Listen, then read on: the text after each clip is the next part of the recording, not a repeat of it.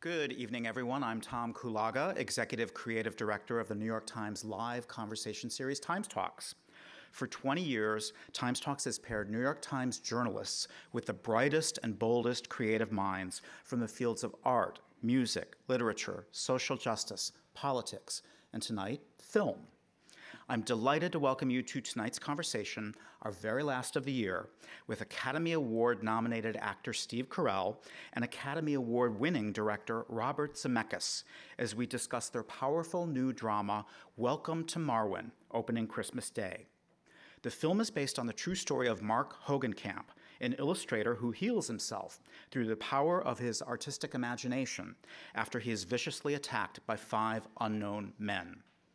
Moderating tonight's event is Melena Ryzik, a roving New York Times culture reporter who was part of a team that won a Pulitzer Prize in Public Service in 2018 for her reporting on workplace sexual harassment. As the awards season columnist The Carpetbagger, she has attended the Oscars 5 times and film festivals around the world. Please join me in welcoming our moderator, Melena Ryzik, and our special guests, Steve Carell and Robert Zemeckis.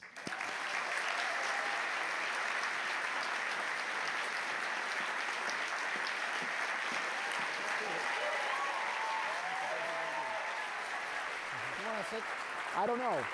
You have a preference? That's true. Okay. Okay. Thank you. Thank you.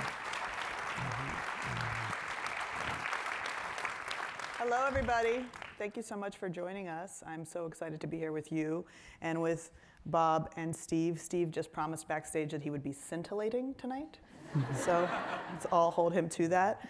I'm excited to talk to you folks about this incredible, fascinating movie. I know you folks have probably not seen the movie, so we'll have some clips and we'll talk a little bit about it. I have been fortunate to interview the real Mark Hogancamp, who the movie is based on. But I wanted to start by you guys maybe can fill in a little bit about what his life is like and what the movie is based on. Go for it. Well, I came across the story when there was a documentary called Marwencol. And I came across that story. I was literally channel surfing, and I landed on the documentary, and I watched it and loved the story. I thought it was a fascinating story, and couldn't believe it was a true story. And I just started to find out everything I could about Mark. And then I had this idea that for those who don't know, I mean, he was severely beaten in a hate crime, and he lost his entire memory of his personal life, and he was an illustrator, and he lost his ability to draw. So in order to basically create his own therapy, he built this little miniature village in his backyard and populated it with these action figure dolls and these fashion dolls, and it was a fictional town in Belgium in World War II. And he took photos of those, and those photos became kind of famous works of art. But what I was fascinated with was these elaborate stories between the photos. And I thought, that could make a really compelling movie, and that could, we could go into Mark's imagination and see those photos or the characters that are in his town come alive. And so that was the genesis of the movie. And Steve, I know you've been attached for at least 8 years. What was it about this story that spoke to you? Well, I came to it a little bit later. I saw the documentary, a few years after Bob had seen it. And I was fascinated by him and his story and the fact that he was subjected to this terrible trauma, but he never lost his joy, and he never became bitter or cynical. And that resonated with me. There's so many components, and I've gotten to meet him. We both have met him, and I've stayed in touch with him too. And he's an incredibly gracious guy. But what really struck me about him is that he has a high degree of self-awareness. That this whole thing, when I was listening to Bob just describe the movie, it's a crazy thing to try to describe to people. And it's a tough one to describe. It's a tough one to understand and to get into this world. But he has a very high degree of self-awareness and how other people perceive this world, and that it does, you know, out of context and from an outsider's view, seem quite odd. But he knows that, and he thinks it's hilarious. And I was just drawn into it and into his world and to him as a human being. And I think you guys treat it with a lot of sensitivity and grace and humor, which is unexpected when there's so much heaviness to the story. Should we watch a clip to get a sense of it? Dolls, listen up. Here's what you got to remember. Us, we're here, right now. We're still alive, and that's what matters. So a toast to life, to love, to Marwen, and the beautiful women thereof.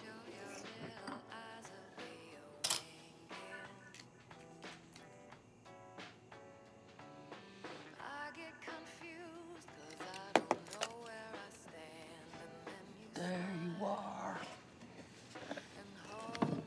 You sneaky little witch. All right, girls, time to hit the hay.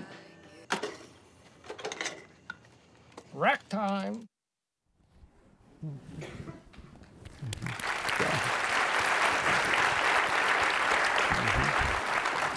So there you can really see, you know, a microcosm of how cinematic this guy's vision is. He makes these really detailed, almost dioramas with these figures, a lot of Barbies that he uses in real life. He stages them, and he creates these stories. And Robert, you clearly chose to treat that by making almost a movie within a movie. And Steve, you get to play both the real Mark and his alter ego, as you guys saw, who is this kind of dashing World War II Army hero. Tell me a little bit about why you decided to play it that way. Well, it's what I thought, you know, basically, I just thought that was where a feature movie lied, you know, because that's where a movie can do that better than any other art form. And I just thought that we could just expand that story, the real story of Mark's, by bringing that doll world to life, if you will. But it's also going into his imagination, and also, you know, and in the film, his, you know, torment and a lot of things that he has to work out. He works out through the living doll world. And I thought that that's the kind of that's the kind of movie spectacle that only movies can do. And Steve, when you met Mark, did you talk about what role this fantasy version of himself, the doll version of himself, played in his imagination? You know what, we didn't real life? We talked about a lot of things. We didn't talk specifically about the movie, or I mean, Bob sort of laid out the ideas to bring, obviously, this fantasy world to life. But my depiction of Hoagie, you know, Mark's alter ego, was based on what I felt Mark thought the best parts of himself were, and perhaps the parts that maybe needed to be a little bit stronger or more self-confident and more swaggering, the more potent version of himself. But he was very forthcoming about his life and his you know, his environment there when we met him. But I didn't, you know, it's weird when you meet somebody who you're going to portray, and I've been able to do that a few times in the last couple of years, and I've met everyone except Donald Rumsfeld, but it's weird because you meet them and you don't want them to feel like they're a science experiment, that you're examining them or trying to pick their brain for specifics that you're then going to steal and put into a movie. There's something kind of gross and cavalier about that to me. So I just wanted to get to know him as a human being and get a sense of his spirit and try to portray that more than anything else. And I've since kept in touch with him, and we've become friends, correspond. Yeah, so I don't know if you guys noticed, but when the camera pulled back on the little Hoagie the doll, he was wearing high heels, women's high heels. And the real Mark, the hate crime that he was victimized by, was because he enjoys wearing women's shoes and stockings. I think in the instance of when he was attacked, he was not. I think he was wearing sneakers, but something he talked about, people in the town where he lived, where he was attacked, knew that about him. And it's something that you guys don't shy away from in the film, although it's, to address that, but it's obviously a hard thing to also bring into the discussion, to show in a trailer. And I wonder, like, talking about playing real people and portraying real people's lives, as Bob, you have too, which you obviously have a certain sensibility, a responsibility for when you're doing that, but is the responsibility heightened when you have somebody like this? Did you have a fear that showing this side of him, he might then again be rejected? Well, you're absolutely right. I mean, I felt a tremendous responsibility. Although I must say that, and I ran everything that I was writing by Mark as I was going along, including having him read the final screenplay, and he was on board 100%. And I think it's crucial because it's so much part of what the movie is about, and it just resonates into all the characters. The ones obviously the villain dolls who don't accept them, and of course the hero dolls who do. And there'd be no movie without that part of the story. So I think we never had any question about it or pushback from the studio or anyone who was involved in the making of the movie, and certainly not from Mark. So I thought that was the heart of it. Mark actually told me, Bob, before he even met you, he made a doll version of you. Mm-hmm. And Steve, he told me that he hoped you had nice legs. And he was very lucky. Months of practice to walk in high heels. Mm-hmm. I thought, just get me the size and I'll be fine. No big deal. Wow, I was so wrong. They sent me boxes of shoes at my house, and I opened them up, and I was walking around, videotaping myself walking. My kids were staring at me. And it's one thing to be able to walk, as I'm sure you know. It's one thing to just be able to walk in them. It's another thing entirely to look like you're comfortable or enjoying it. But I worked my way up to 6-inch stilettos. I was very proud of that. Yeah. What happened to those stilettos? I still have them. And I have the numb feet too. One thing you guys both mentioned, and I think comes across in the movie, is Mark's delight at the world that he created.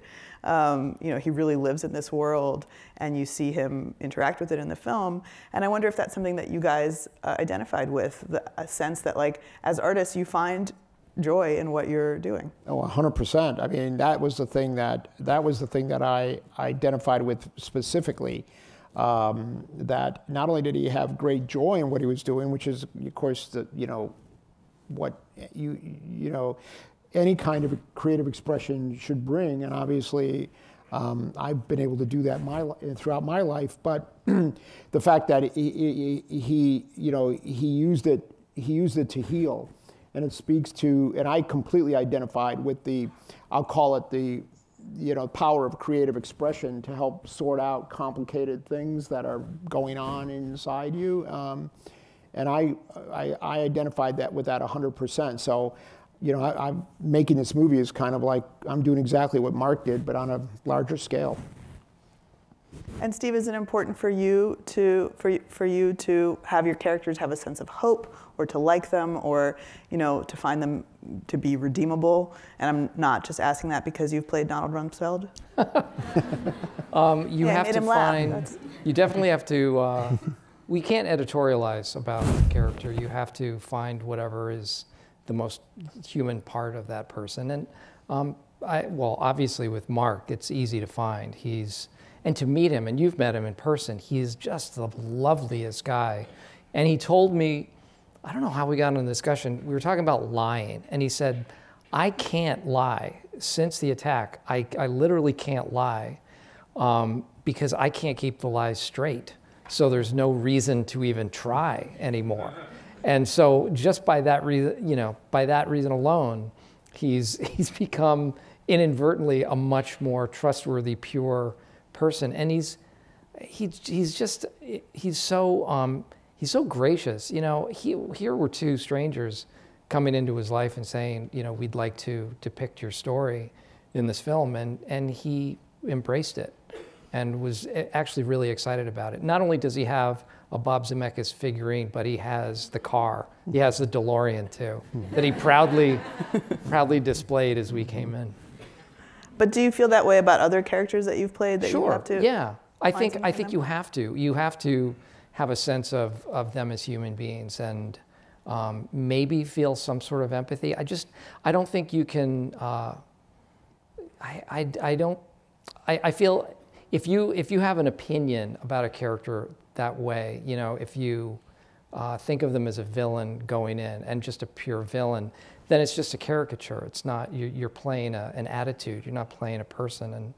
And so yeah, like someone like John DuPont, you know, he was a really complex, sad human being who did something terrible, but to just look at the act I think is a bit myopic. And there's just more to people. There are a lot of gray area to people's lives. That was profound. Wow, I sound like the most pretentious a-hole. Anyway, my method, my process. That's only a piece of it. God, just tell me to shut up. Stupid. Let's talk a little bit about the visual sense of this film and the doll movement and the way that you guys captured that and what that was like, the process of that performance. Oh God, more of that. Do you guys want to know about how they made those dolls talk? talk? Yes. I mean, the process, you invented the process pretty much. Right. Well, you saw in the clip, you know, those dolls look, I mean, well, the doll, you know, the Hoagie doll looks and acts exactly like Steve, you know. I mean, his performance of Hoagie.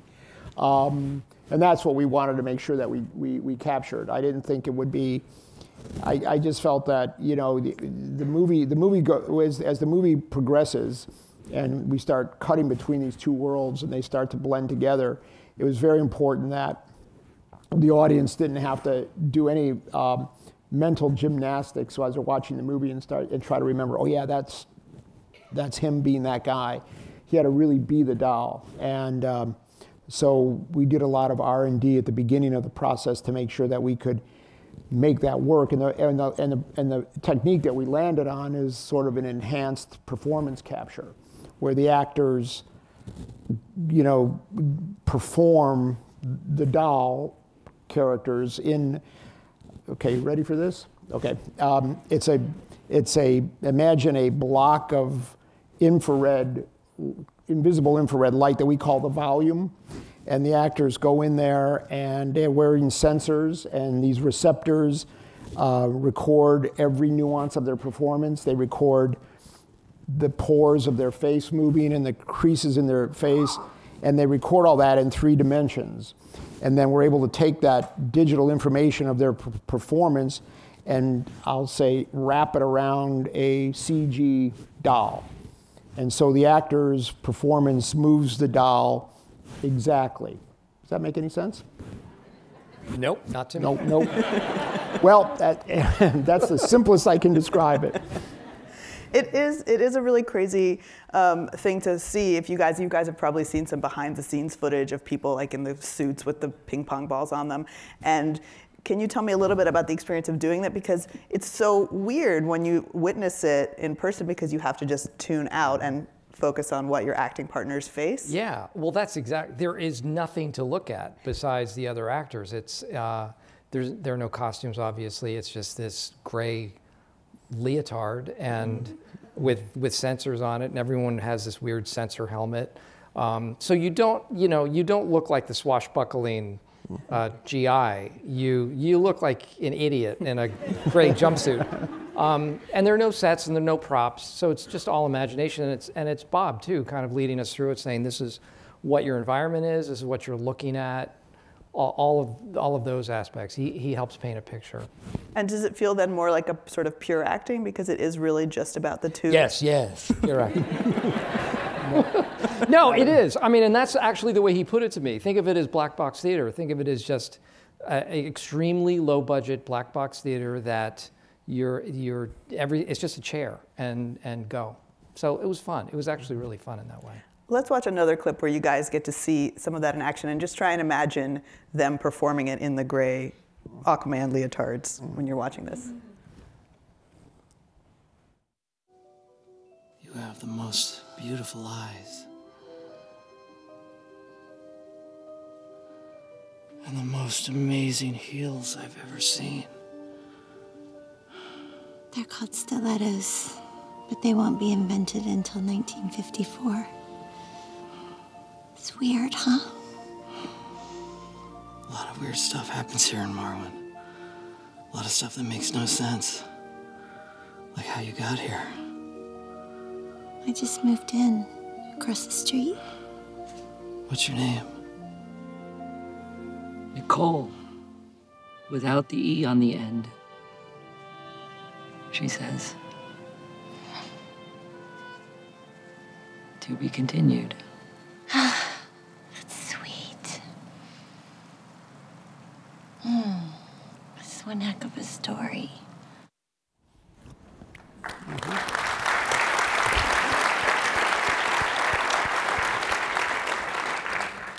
So I want to talk a little bit about your relationship to realism. Bob, you famously embraced a lot of digital technology in your filmmaking, and yet you've also told a lot of stories about real people. This film, a movie like The Wire about Philip Petit crossing the World Trade Center. And you've also felt like some of the filming that you have to do, even a shot like A Picnic in the Park can be made digitally. You sometimes prefer to make it digitally, even if it doesn't need to be for a technological reason. So I just want to talk to you a little bit about that philosophy. Help me understand, why are you interested in telling these incredibly real stories and hewing to the details, but also wanting to tell it in this digitally created way? Well, when we were doing the live action scenes in the movie, we had a lot of digital stuff going on as well, but it's completely invisible. It's totally photoreal. This I did because it had to be. That's the dolls had to be the dolls, and the humans had to be the humans. But I think the question you're asking is about, where does it, what does a filmmaker do with all these technological things that keep advancing? Is that sort of what we're talking about, or? If that's a question you want to answer, I will take it. Well, yeah. The answer is that,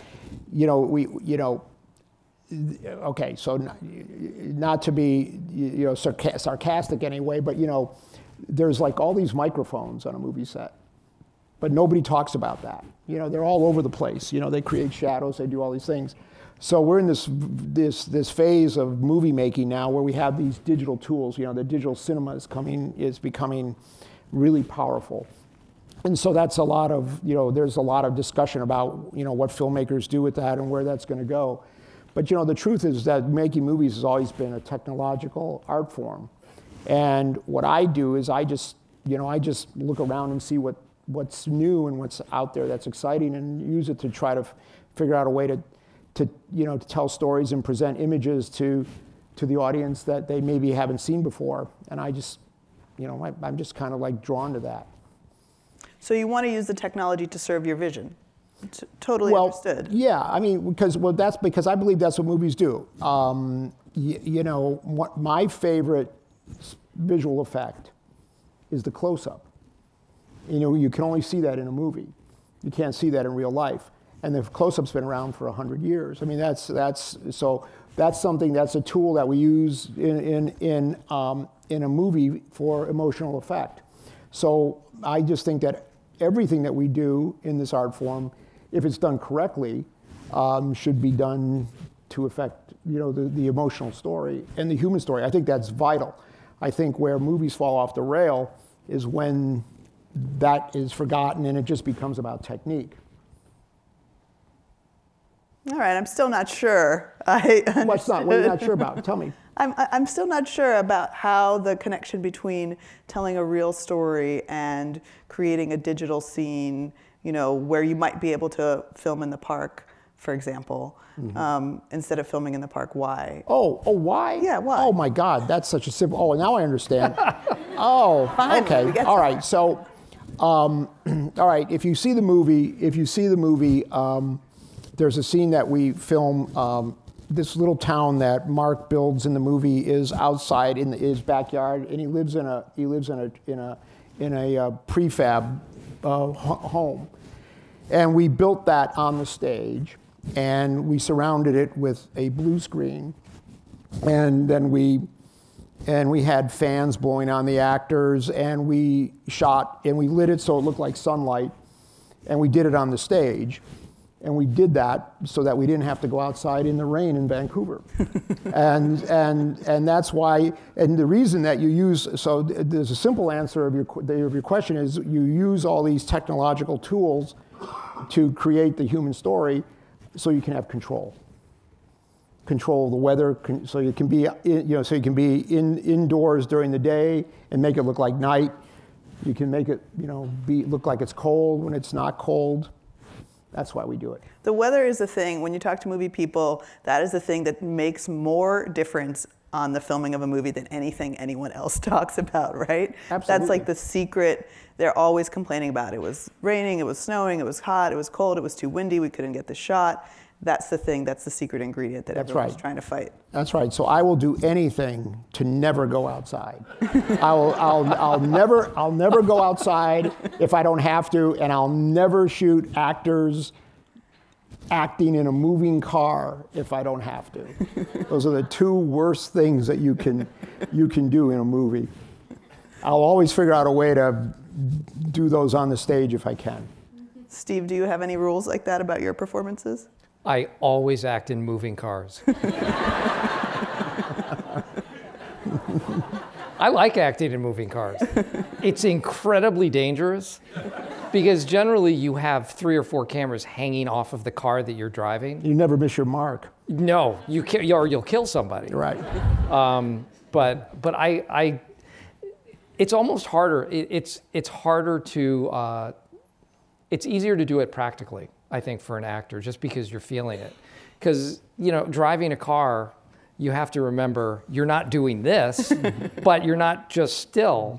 So, I mean, you have to really, I think about these things during the day, like when I'm actually driving my kids to school, I've got my hands on the wheel, I'm going, oh, so this is what driving is. I'm like, no, it's not a big adjustment.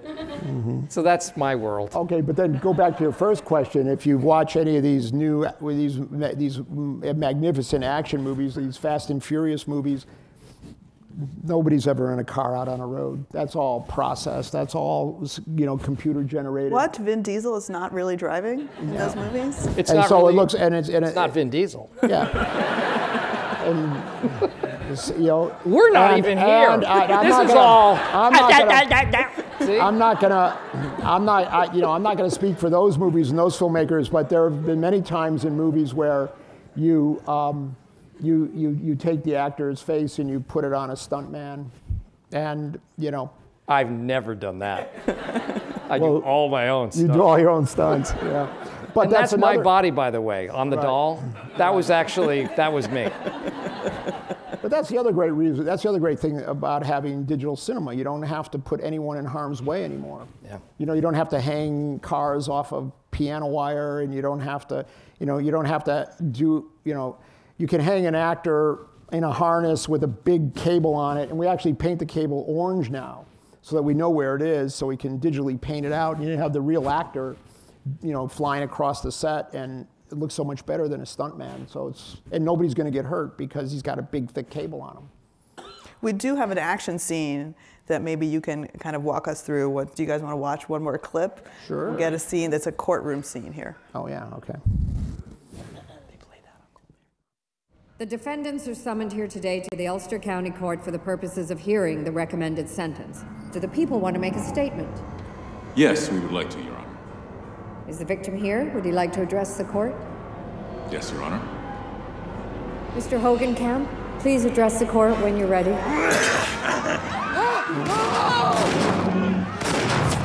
Get out!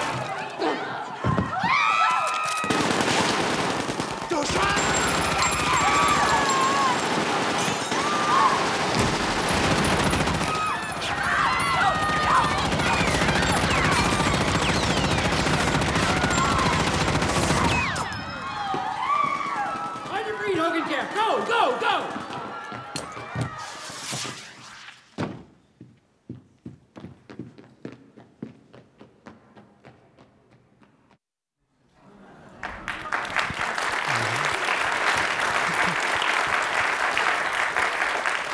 So Steve, were you shooting? What were you doing? I was doing this. That's all I was doing the entire day.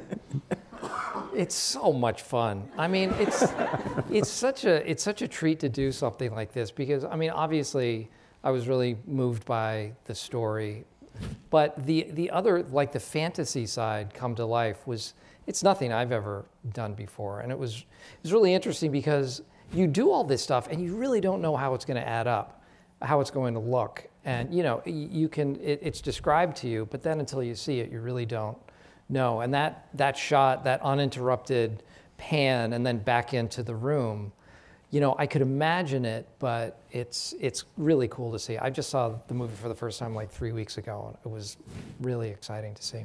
Yeah, this is not a film where watching the dailies is going to tell you much about anything, right? Do you do that anyway? No. Do you like to watch your performance? No. No. Do you I prefer that my cast doesn't watch dailies because I think dailies are a strange. They're really they don't really tell you anything that I think is valuable to performance at all. Their dailies are just for the technicians. So I discourage my actors to see dailies because I don't think they can judge anything by them. I think it would be, I don't know, have you ever watched dailies on a movie? The only time we ever watched dailies on a regular basis was on the first Anchorman. And we'd go and we'd have lunch and we'd all get hot fudge sundaes and go into, because they still projected them at that time. They weren't digitized and sent around to everybody.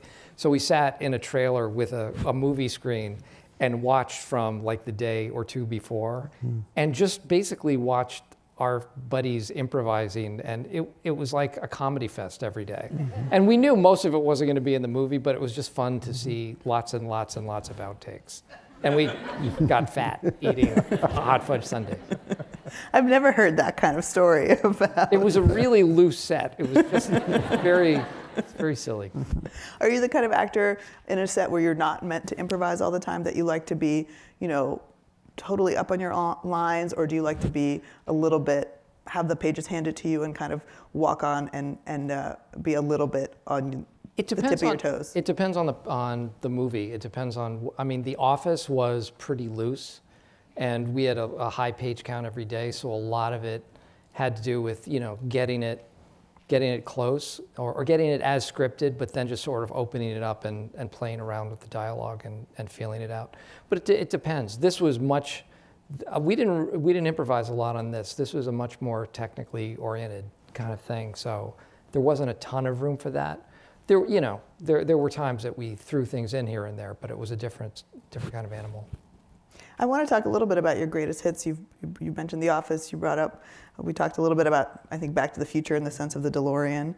And, you are both in this stage now where, Bob, a lot of your contemporaries are bringing back the things that kind of, hit. We're living in the new Star Wars universe now. And I don't know how many sitcoms have been re-upped, but both of you have said you do not want to revisit those particular projects. Can you tell us why? You want to go first? I never said that. Oh, okay.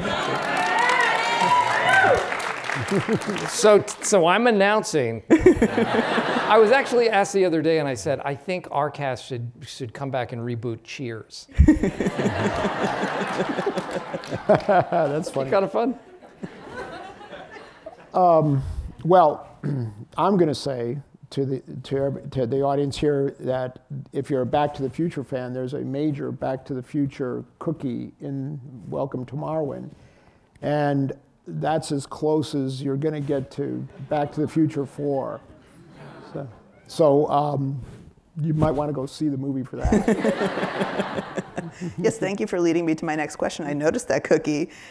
There's a couple of references to the film, and it strikes me that a lot of your films have to do with time travel or jumping around through history. When you think about a movie like Forrest Gump, obviously. Is time travel something that you've always been interested in? Do I have a sense of you as a kid, kind of in the sci-fi universe? Yeah. Well, I like the idea of time travel, and I like and I like stories that are time travel stories. And one of my favorite time travel stories is Dickens' A Christmas Carol. And I guess I am because film is manipulating time. It's the whole process of making movies is telling a story by manipulating time. So I guess that's a long way of saying yes. I guess I enjoy time travel. Well, not time travel, but the concepts of time. If there were an era that you could return to or go back to? Well, yeah, I've been asked that question a lot. My answer is if I could go only one way, I would go to the future. But if I could travel back and forth, I'd love to go back and visit all different times in the past. That would be to be like a time traveling tourist. That would be a lot of fun. But I wouldn't want to ever be stuck back there. I don't care what time it is. Like last week, you're over. I wouldn't want to be stuck last week. Definitely not. No. Oh, me? Steve, for you, did you have a sense of film as time travel or making film? Say that again. Did you have a sense of film as time travel, making films the way Bob described it? Is that new to you, that idea? The idea of, yeah, no, I get that, sure. No, I think it is true. I think he's absolutely right. I think the making of film, you're manipulating. And you're in the editing too. You can jump around within a narrative, and it doesn't have to be, and a lot of times it shouldn't be a linear story. Like this story doesn't start with, the crux of the story itself. It's not. It doesn't start with Mark being beaten. That happens later on, or you see it later on. So yeah, I get that, and I think it's just all up to the director and how they think the most appropriate way to go about it. And if you could time travel? If I could time travel, I would go back to the day I met my wife and do it all over again. Right? Yeah, that's right. I know how to play a crowd. No, but that actually, that's actually true, so. Yeah. I get the sense, Steve, that you were not the kind of kid who was necessarily, in class plays and found a passion for acting then. In fact, as I understand it, you were applying to law school before you decided to go in a different direction. Yeah, that was the plan. Why? What made you land in this field? The reason I was applying to law school is because I thought I owed my parents something, because they'd invested a lot in my education, and I thought, I can't, I'm not going to say I want to be an actor. That doesn't even mean anything, really, or so I thought. I didn't think it represented the effort that they'd put into me. But they are the ones who said, no, this is your life. You have to do what makes you happy. And so I was literally filling out my law school application, and the essay question was, why do you want to be an attorney? And I couldn't answer it, and so we had a talk, and they gave me the go-ahead to just pursue it, and I moved to Chicago a couple months after that. What was it about the idea of becoming another person for a short time that appealed to you? Boy, that's an interesting question. I guess, I immediately think about Halloween, and I think it's one of my favorite holidays. I don't get dressed up because I kind of get to do stuff like that a lot, but I love it so much because everybody gets to play a character and to maybe an alter ego or something that they have always wanted to look like, and there's just something really fun and magical and playful about it. So maybe there's a connection there. I don't know. I was never like a class clown, and I did some school plays, but just for fun, and so I never thought of it as a career choice. But I lucked out. At what point did you think, okay, I do not need to go to law school, like I'm safe in this field? Yeah, I'm eternally waiting for the other shoe to drop. There's always, my backup plan was teaching history at prep school. That was what I thought I would, and that was my go-to backup plan. Like, if this doesn't work out, I'm going to go back and I'm going to teach history at a prep school or a college level. That's what I thought I would do. Did you have a backup plan? I never did. No, I didn't have a backup plan, and I don't know what I would do now if I couldn't make movies anymore. I never had a backup plan since I was 13 years old.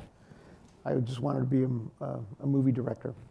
You were not a person who grew up going to movies, from what I understand. What was it about it that caught you? That I grew up not going to movies, did you say?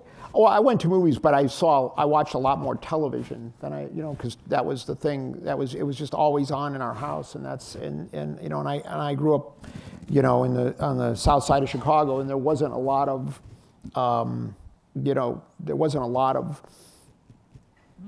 artistic stimulation around besides television. So I watched a lot of television, but I would go to the movies and see, I would go see, action movies and horror movies and movies and stuff like that. And you thought, I want to be the person making those movies? Well, I'll tell you the story. I remember I was 13 years old, and my buddies in school said, "Hey, you got to see this movie. It's called Bonnie and Clyde, and it's an Arthur Penn movie." And they said, "There's this really great machine gunning at the end. You have to really see this." And I went, "Yeah, it's worthwhile." So I asked my dad if he would take me to this movie, and he did. And I remember very profoundly sitting in the theater, and I was emotional, because I was feeling so sad for Gene Hackman, who was, dying in this field. And that was the first time I realized that, hey, wait a minute, this movie is moving, manipulating my emotions. And that's when I felt at that moment, there's great power here. And then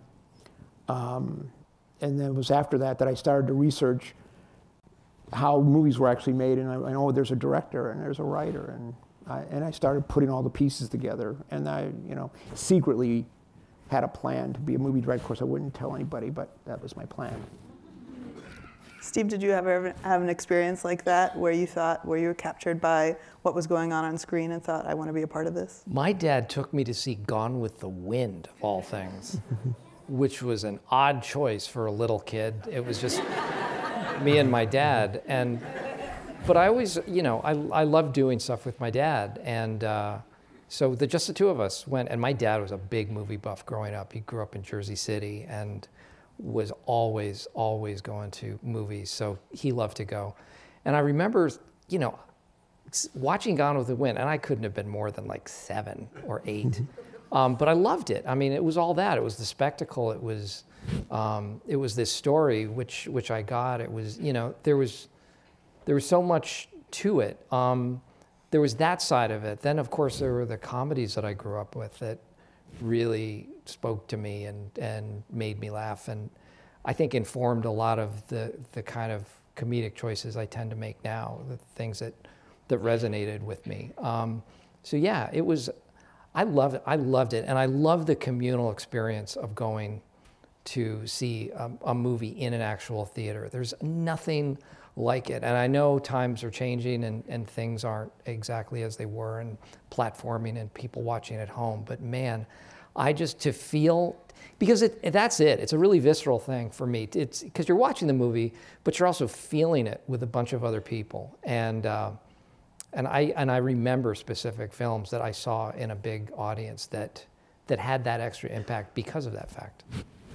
I think, some of that ties back a little bit into this film, because some of what Mark is doing is about the power of image to move you, and in his case, to heal him.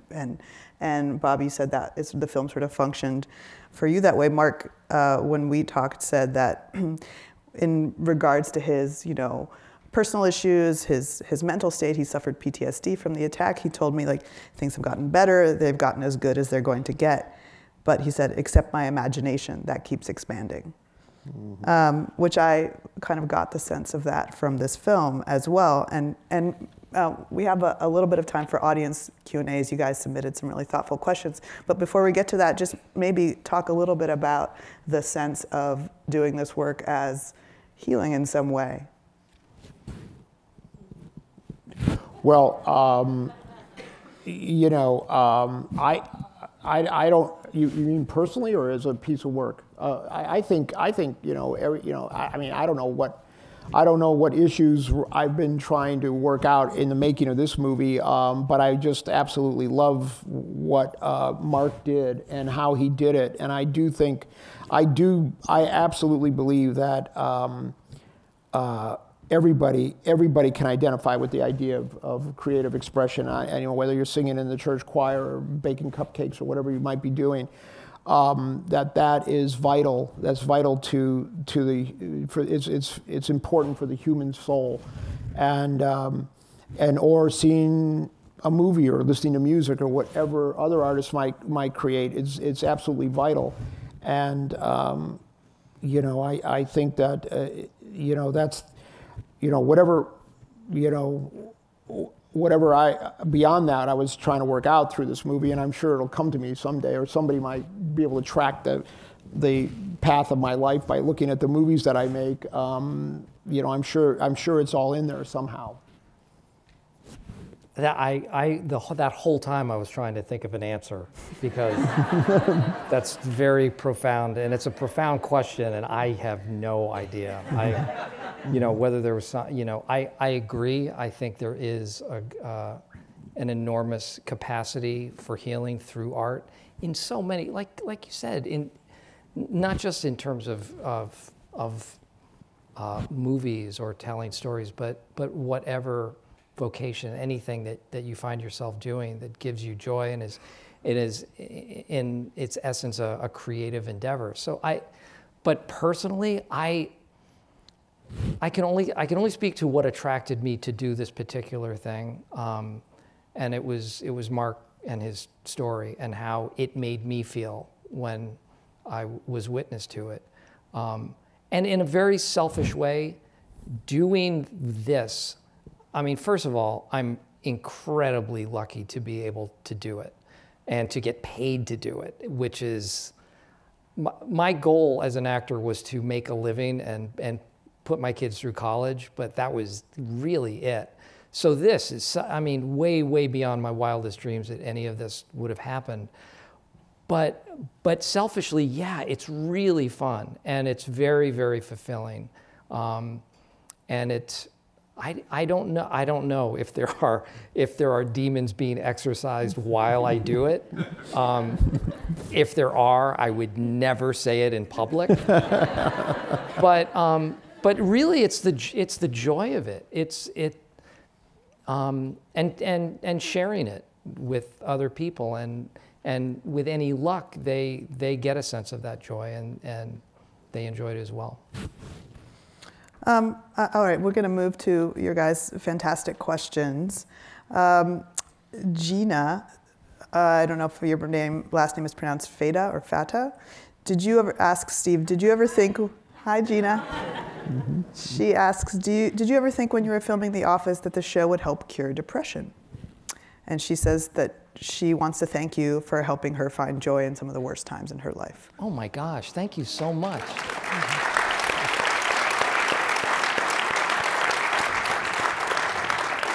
That's really nice, thank you. Mm-hmm. I'm gonna cry, that's really nice. That's a sweet, that's nice to hear, thank you. And we have a question also, we have some questions also from our friends out in Facebook land. Mm-hmm. Joseph from Facebook says, is there a future for VR technology in the world of blockbuster movies? I'm gonna guess that question is for Bob. You know, I don't know. I don't know. It's VR is, you know, probably there will be. I don't know, you know, there's gonna have to, we're gonna need like the Spielberg of VR. Here's the thing that I'm not sure about VR. It's, you know, when you're doing VR, you're not just the passive person in the audience. You're now part of the storytelling, And I don't know if that's going to be, if people are going to have an appetite for that, because I think one of the things that's beautiful about, you know, seeing a movie or hearing a story around the campfire is that you're being told a story, and you're not asked to now make a decision. Do you look over your left shoulder or your right shoulder? Which door is the villain coming in? And so I don't know if you know, that's it. There's a part of me that thinks that you know, VR might be a lot of work, you know, because now I have to, and then after I do look through the right door, am I going to regret that I didn't look through the left door? And then they'll probably say, yeah, there's a whole different story. Come back and pay and do it again. So I don't know. I don't know. That's my long-winded answer. Teresa and Tess say, this is one of our audience members, or two of our audience members, Steve, in our family you are considered a comic genius. How do you so seamlessly transition from an actor that has us laughing out loud to one that moves us to tears? That's really nice. I like your shirt, by the way. That's awesome. I don't know. I guess I approach them all the same way. Again, to be pretentious actor person, it's a matter of trying to ground everything I do. I always reference Peter Sellers, who, in my mind, could do anything. He could do drama and he could do comedy, and he could play a character like Clouseau, who was so over the top and broad, but you always got the sense that it was a real guy going through a real circumstance and trying to hold on to his dignity. And I thought that was hilarious. But if you for a second thought that he thought it was funny as an actor, or that he was playing a character, it would have taken you out of it instantly. So, and then you see him in Being There, you know, or other work that he's done, and it's so subtle, but it's all very grounded, and it's all very human. So I do not equate myself with him at all, but that's the kind of thing I strive for, and I'm always looking for those kind of things in both dramas and comedies. Okay, Claudia from Facebook would like to know, who is the composer for this film, and how did you imagine the sounds of Marwen? Alan Silvestri is my longtime composer. He's done every movie and TV show I've done since we did Romancing the Stone together. And his score, in my opinion, is beautiful. But it's an interesting question because there's distinct differences in the score that is in the real live action world, and then there's the score that's in the in parts of the doll world.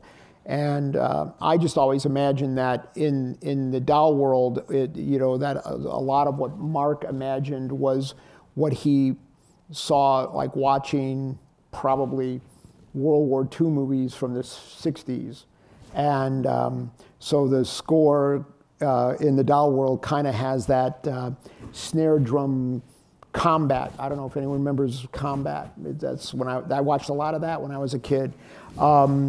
But it's got that dun dun dun dun dun dun dun dun dun dun, kind of.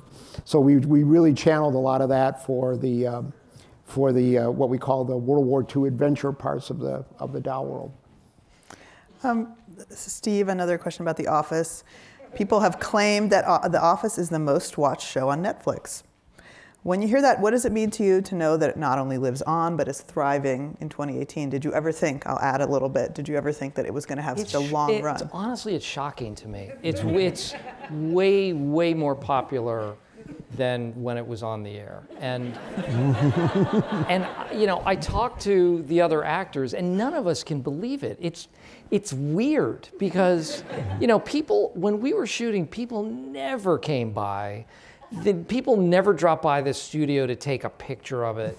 But now people are coming to the outside of where we shot and taking pictures and selfies, and it's great. I mean, I'm really proud of it. And I think when we started it and we got a few seasons in, we all felt it was kind of under the radar. It was popular, but not, it wasn't a hit. They kind of just kept it going because they had nothing else on NBC at that point. And And we were left alone because they didn't really know what to make of the show. And it just sort of existed in the ether. It was over there in Van Nuys, California. It wasn't even on a studio lot. We were across from a junkyard. That's where we shot. Like they would take cars that were impounded and dismantle them in the lot across from where we shot. So it wasn't a sexy place to work, but we knew we were onto something, and the writing was great, and we are all such good friends and continue to be.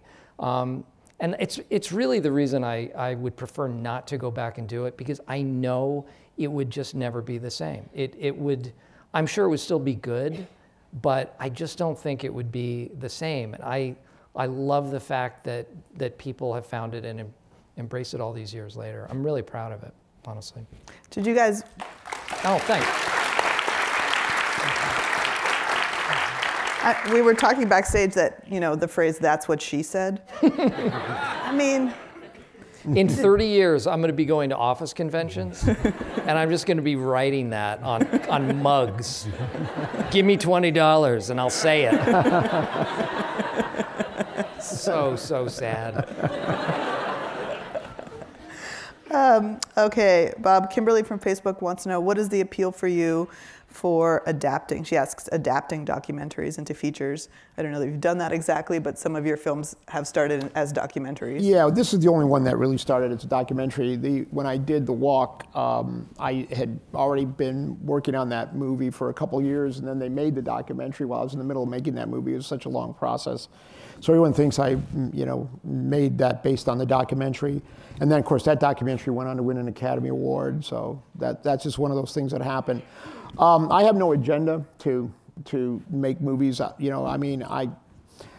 never would have found this story if it wasn't for the documentary. And I don't, but I look for stories everywhere. And if I happen to see one that's really compelling that happens to be in a documentary, the critics don't like it when you do the thing about, you make a movie from documentary. And I think it's because, they don't care if you adapt a book, but they really don't like it if you adapt a documentary, because I guess it's moving images. But I'll look for a good story where I can find one. They don't mind if you adapt a video game or a theme park ride now, apparently. Yeah, any of that stuff. I guess they don't. Yeah, they don't care about that either. But I think it's because, documentaries are projected on a screen, and so that's it's kind of like they feel like you're making a movie of a movie, So. Stephanie Hartman in the audience says, "Beautiful Boy and Welcome to Marwen are not only powerful stories, but they draw from real circumstances. After engaging in such emotional characters and stories, how do you as an individual decompress and maintain your own emotional wellness?" Really to hang out with my wife and kids. That is my.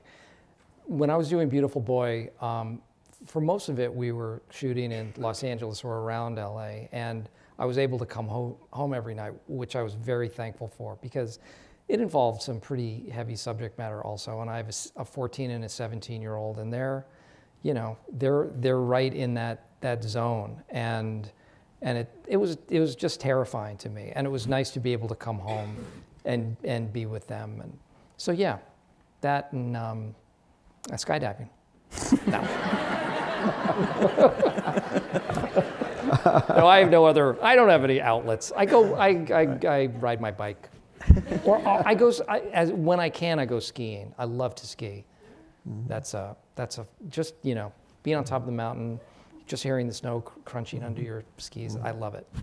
It's hard though, because a lot of times projects do stay with you, and I think from talking to other performers and filmmakers, characters do get under your skin, sometimes in ways that you don't expect. Bob, do you have a film that stuck with you, or a scene, or a moment, a shot that you wish I would, Yeah, when I'm making the movie, I'm very focused, and I carry the movie around with me all the time,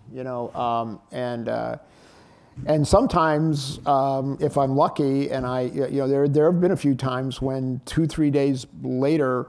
I don't think we did it on this movie. I'll come back and say, you know what, I want to reshoot it. I need to pick up another shot for that scene. I'll just keep playing it in my head. and thinking, you know, I should have and done that differently. Or sometimes an actor will say, hey, you know, I was thinking about that, and you know, I should have said this, and I'll go, you know what, let's reshoot that if I can.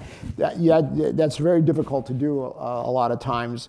But yeah, I carry him around. But then when I finish the movie, I'm pretty good at letting them go. You know, the one nice thing about making movies is they end. You know, they really do end, and then you move on to the next one. But yeah, when I'm doing it, it's with me. Steve, do you rewatch your work ever? Never. I really don't. And my kids don't watch my work either. They've never seen an episode of The Office, which I think is actually pretty cool. I mean, because I'm just dad. You know, it's not there's nothing else going on there. So, but generally speaking, no. Like if I run across something that I'm in, I will keep flipping through. I don't linger. A couple more audience questions. CJ says, who or what was your biggest influence in your movie careers? Wow.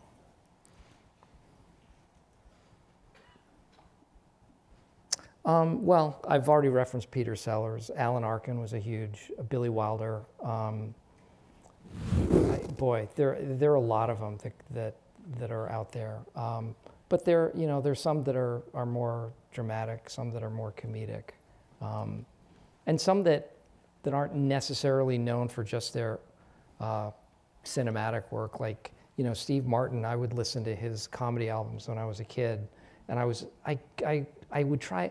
I didn't know I was studying them, but I was studying them because there was an absurdist sense of humor to him that I'd never witnessed before, and National Lampoon and Firesign Theater, stuff like that. And in terms of cinematic comedies, Mel Brooks was always a sort of a touchstone for me too.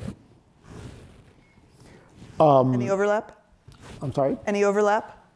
For that question? Yeah. Yeah, one guy, Billy Wilder. No, yeah, no, but all the American, the great American directors were my biggest influence. You know, Hitchcock, Frank Capra, Billy Wilder, John Ford, Stanley Kubrick, and then probably the most profound was, you know, Steven Spielberg, because you know, not only was not only did he influence my work with his work, but you know, we became business partners, and he became a producer, and we're kind of like brothers. And so we kind of went on this movie adventure together, and you know, he was the most instrumental person in launching my career. And was Stephen Colbert that for you? Yeah, definitely. I just came from his show, and I was saying before we came out that it's like every couple of years we catch up publicly on camera for 5 minutes, and then, you know, then we see each other very rarely. But yeah, we did a lot. We were at Second City together, and then we did a show called the Dana Carvey Show together, and then we were on The Daily Show for 4 or 5 years together. So yeah, we've followed each other around quite a bit. I think we have time for one more question, and I'm going to give it to Alita Zimmerman out in the audience. She says, as you've evolved over the years, what was the most difficult lesson you had to learn in order to be your true self, both in your career and in your personal life? You take that. Wow. I'm asking that question because it ties back a little bit into the story of the movie. For sure, yeah. Yeah. You know, I think it's that famous, you know, the best I can come up with is the Shakespeare quote, "To thine own self be true." You know, I think that's, and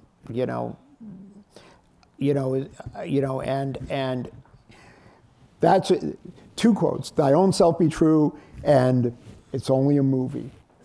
You know, because you know, I think one of the things that I had to learn in my younger years of being a movie director is to you know, kind of let it go, because it's such a you know, I'm so grateful that I was able to do this, but it's such a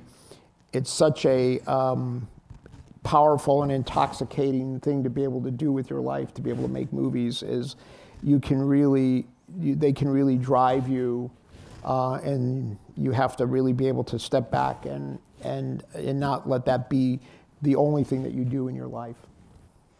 Steve, to that point, I had sort of a similar experience that I remember distinctly when our daughter was born.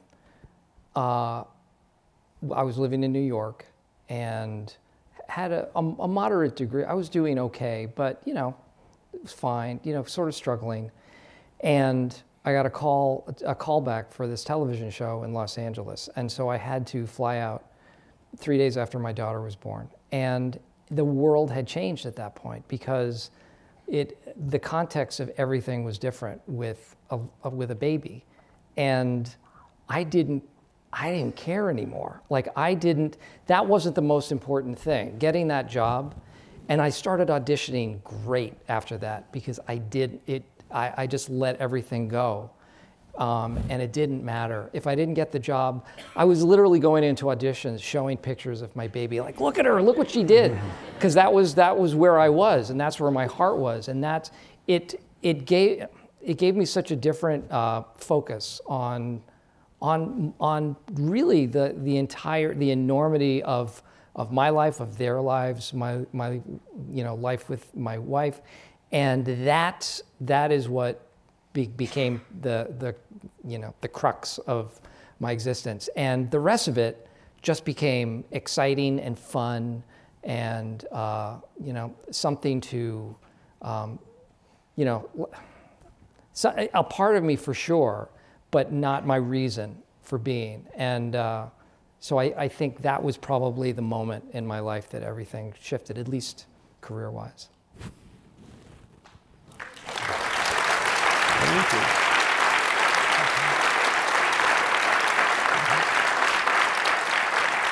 I think the lesson we've heard is don't sweat small stuff a little bit and keep the imagination expanding. I thank you guys all for being here. You've been a terrific audience. Thank you guys. Thank you. Thank you so much.